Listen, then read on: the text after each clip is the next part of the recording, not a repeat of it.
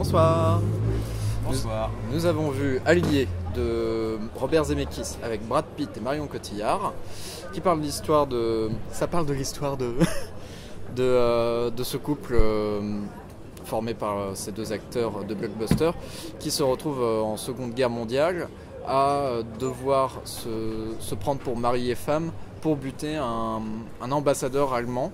Sauf que dans le processus, ils tombent vraiment amoureux l'un de l'autre, ils se marient. Et après, pour moi, ce serait du spoiler de dévoiler ça, mais comme c'est dans la bande-annonce, quand même le dire. On soupçonne sa femme, Marion Cotillard, d'être une espionne. En fait. Ouais, c'est un peu. C'est vrai que ça commence par ça, quasiment. Voilà. Et on la soupçonne d'être une espionne allemande. Et voilà. Et c'est là où le film peut décevoir quand même un petit peu, c'est que finalement la bande-annonce est super en fait. Ouais. Vraiment il y a un truc intense qui se passe, tu vois, on est là, on doute, tout ça. Qu'est-ce qui va se passer ? Et dans le film en fait, pas du tout. C'est pas. Non. C'est ce film. Cool. Enfin, je veux dire, même au passage où on est censé douter comme à la bande-annonce, en fait les passages de la bande-annonce, on n'y croit plus du tout en fait, après avoir vu cette première heure de film, première 45 minutes de film. Ouais, assez vite, ouais. Ce film, c'est la meilleure représentation de ce qu'on peut appeler un Oscar bait. C'est un appât à Oscar. C'est le genre de film, genre drame humain, ultra intense. Sur des faits réels, machin. Non, j'ai pas vu que c'était sur des faits réels. Non, mais ça se passe à la Seconde Guerre mondiale, c'était vrai, ça c'est bon, ça existait. Peut-être que ça a existé. Arrête de faire ton mec d'extrême droite là. Putain. Ça marche pas parce que le film est découpé en deux gros morceaux, sachant que les deux gros morceaux seraient des films très intéressants à eux tout seuls, mais les deux ensemble laissent une impression de on attend que quelque chose se passe. C'est vrai qu'en plus c'est quand même deux opposés finalement sur un certain point. Il y a un truc qui est, on va dire, purement action, il y a une vraie tension. La première partie est la meilleure partie du film. Non mais il y a une tension, c'est pas les mêmes tensions du tout. Il y a une tension, on va dire. Il y en a une où c'est une tension un peu discrète, un peu voilà, machin. Et l'autre où c'est une tension de l'action pure en fait. Ouais. Et c'est vrai qu'on est à tels deux extrêmes que les seuls liens qu'il y a, c'est des moments de pause qui durent très longtemps. Qui sont très très longs. Le truc, c'est qu'on n'est pas aidé par le tandem. Donc, pour parler des deux acteurs, moi j'ai un problème avec Marion Cotillard. J'arrive pas à aimer Marion Cotillard. Elle a eu un bol monumental avec La Môme, avec son Oscar, et du coup elle explose bien plus que Jean Dujardin. Jean Dujardin il revient en France pour faire Brice 3 parce qu'il n'est pas foutu de parler anglais. Marion Cotillard elle reste là-bas, elle fait son petit bout de carrière. Elle a fait Dark Knight Rises, elle a fait... C'est pas elle dans Transcendance ? Merde, je sais plus. Transcendance, non, je crois pas. Non, c'est pas elle, mais elle a fait pas mal de trucs déjà en Amérique, et là elle se retrouve quand même devant Brad Pitt qui est genre une icône hollywoodienne. Et baise avec Brad Pitt. Moi son petit cul Brad Pitt en fait. Et ouais. Allez les filles. Pas très loin donc faut mettre pause. Donc enfin, à chaque fois Marion Cotillard, je me dis bon, ça va, c'est pas si terrible. Elle me faisait marrer dans La Môme, mais si elle continue de se faire engager, c'est que ça doit être une bonne actrice. Marion Cotillard est très bonne quand il s'agit de jouer la femme mystérieuse, provocatrice, dangereuse. Pas de soucis quand elle. L'idée de ce qu'on fait de la France en général aux États-Unis, on va dire. Elle joue très bien ça. Par contre, quand tu pousses Marion Cotillard dans des extrêmes qu'elle ne connaît pas forcément, enfin si, c'est vrai qu'elle a eu un enfant. Enfin bref. Mais pas sous les bombardements. Mais ouais, c'est pas elle. Quand tu la pousses dans des extrêmes qu'elle connaît pas, hors de sa zone de confort, ça devient risible. C'est du même niveau que quand elle meurt dans Dark Knight Rises. C'est tout d'un coup, on se marre. Quoi. Mais le dramatique, c'est pas forcément son truc en fait.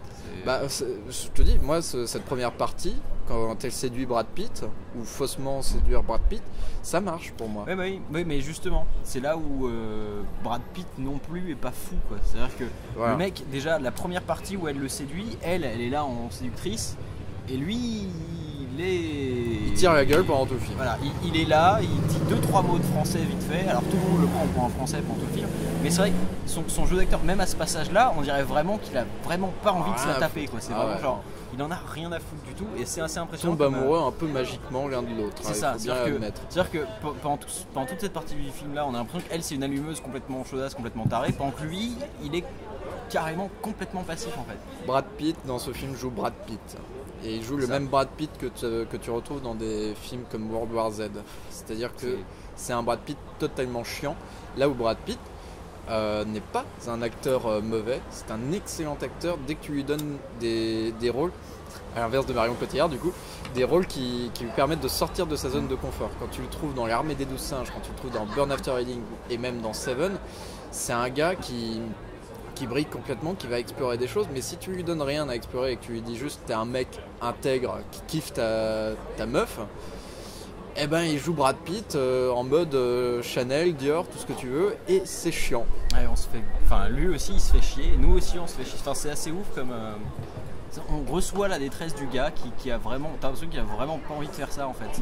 Non, c'est à se demander pourquoi il a accepté. Tu sens qu'il pense plus à son divorce avec l'autre là. Pauvre Brad Pitt. Et c'est assez dommage quand tu vois que il y a des passages où il parle avec des seconds rôles de la traîtrise de sa femme et ces seconds rôles là sont plus concernés par l'histoire. Lui il tape une chaise vite fait histoire de dire, tu vois. Ouais. Mais en fait les autres sont beaucoup plus plus intenses que lui. Voilà. Mais c'est des seconds rôles. Donc c'est dommage. Donc on les voit pas assez. Même son général il est pas mal. Même sa sœur. Et même sa sœur est sympa. D'ailleurs, on a un couple lesbien dans ce film, ça sort de nulle part, ça sert à rien. On va pas se plaindre, hein, si on peut faire progresser ce genre d'habitude à Hollywood, très bien. Mais on fait pas les choses pour rien. Non, sa sœur est censée être canadienne aussi, vu que lui est censé l'être dans ce film-là. Donc on porte des accents. Vas-y. Ouais, bon, vas-y. C'est un problème. Déjà, je pense que c'est assez marrant comme il est censé être canadien, je crois, comme sa sœur aussi finalement, ils sont frères et sœurs. Donc elle a un accent anglais, lui il a un accent américain, donc c'est un peu foireux, mais à la limite on s'en fout quoi. Et en fait personne n'a l'accent qu'il est censé avoir en fait, c'est-à-dire qu'ils parlent tous avec un accent qui est pas le truc qui est censé être dans le film en fait. Sauf pour Marion Cotillard du coup, qui est française. Non, elle est allemande en fait, normalement je crois. C'est une espionne allemande donc elle est oui, mais peut-être qu'elle est française, qu'elle a été sous Vichy. Certainement, ouais. C'est vrai que j'ai pas suivi. Mais c'est vrai qu'à un moment, t'as Marion Cotillard qui demande à Brad Pitt de faire son accent parisien parce qu'elle a dit à tout le monde qu'il était parisien. Et il te sort une phrase et putain, enfin, c'est cool. Il a fait des efforts. Ouais, il a appris à parler français. Il a français. appris un peu le français. Mais après, t'as Marion Cotillard qui lui réplique ah ouais, non, c'est plus un accent québécois. Et là, non. C'est ni québécois, ni français, ni parisien, ni ce que tu veux, c'est américain. Et je pense que c'est un problème que si le film a été moins chiant, on aurait peut-être passé outre ce problème-là, tu vois.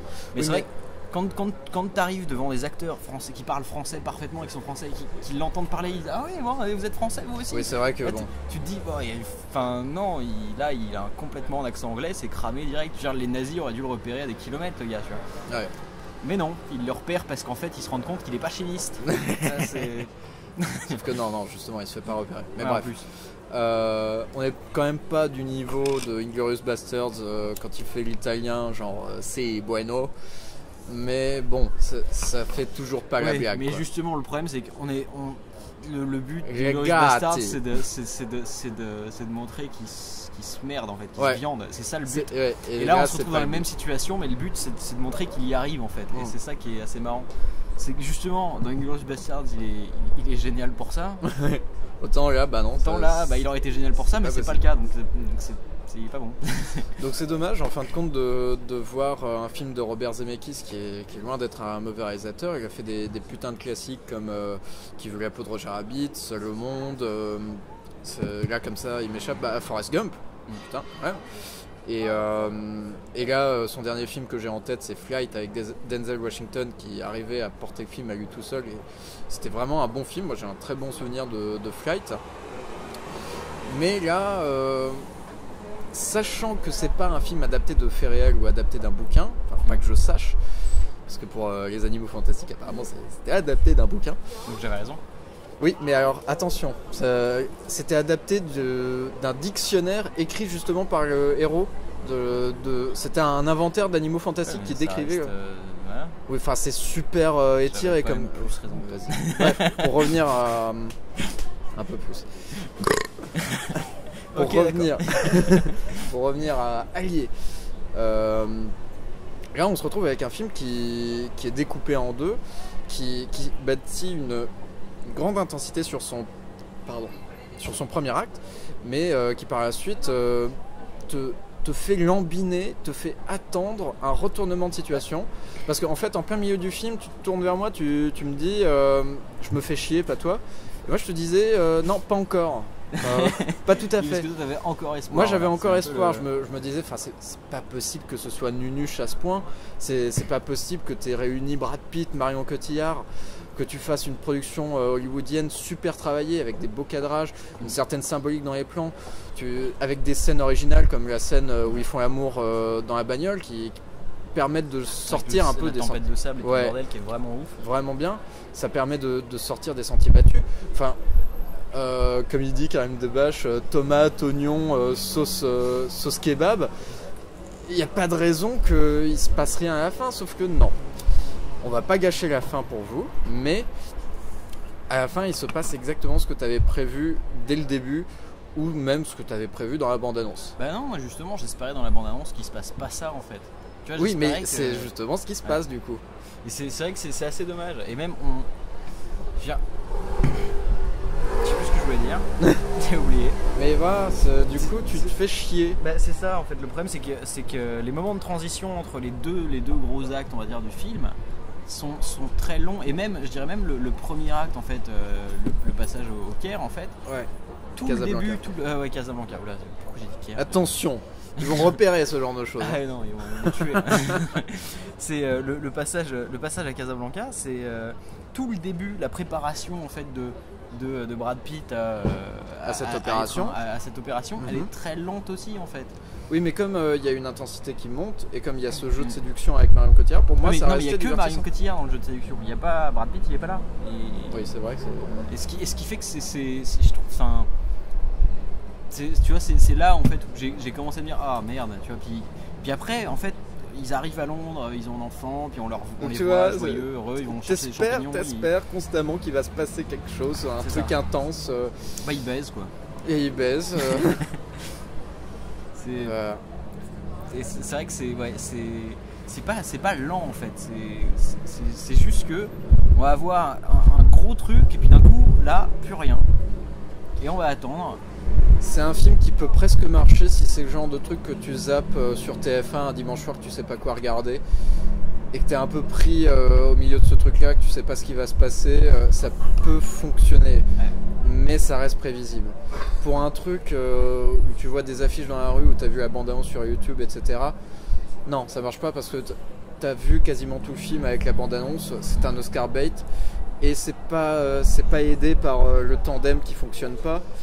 Bah, y a pas que ça, il y a le délire de.